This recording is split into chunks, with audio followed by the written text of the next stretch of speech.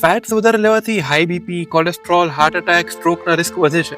શું આ વાત સાચી છે? નમસ્કાર મિત્રો, મારું નામ ડોક્ટર અક્ષર ચક છે. આજે આપણે જોશું ફેટ્સ વિશે. સોશિયલ મીડિયા પર ફેટ્સ જે છે તે બહુ મોટા વિલન તરીકે દેખાડવામાં આવે છે.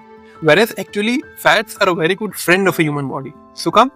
કારણ કે ફેટ્સ ઘણા બધા રીતે હ્યુમન બોડીમાં કામ આવે. First, to keep your brain sharp. Second, to keep your hormones at a good level. Third, to absorb vitamins.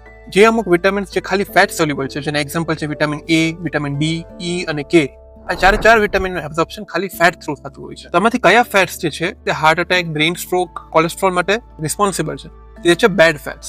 Bed fats જેને બેડ કોલેસ્ટ્રોલ કહે છે, જે આપણને ફ્રાઈડ વસ્તુમાંથી અથવા તો non vegetarian diet excessively rich in red મીટમાંથી, આ બધા સોર્સેસમાંથી જે આપણને ફેટ મળતા હોય છે અથવા તો સેચ્યુરેટેડ ફેટ્સ છે, તે આપણા બોડી માટે ખરાબ હોય છે. વેરેસ ગુડ ફેટ્સ કયા હોય છે? એ આપણને નટ્સમાંથી, સીડ્સમાંથી, omega 3 fatty acid, olive oil, આ જે બધા નેચરલ સોર્સિસ ઓફ ઓઇલ્સ છે તેને મોડરેશનમાં લેવાથી આપણને ગુડ ફેટ્સ મળે. તમે જો ગુડ ફેટ્સને બી એક્સેસિવ અમાઉન્ટ્સમાં લેશો તો that is detrimental for the body.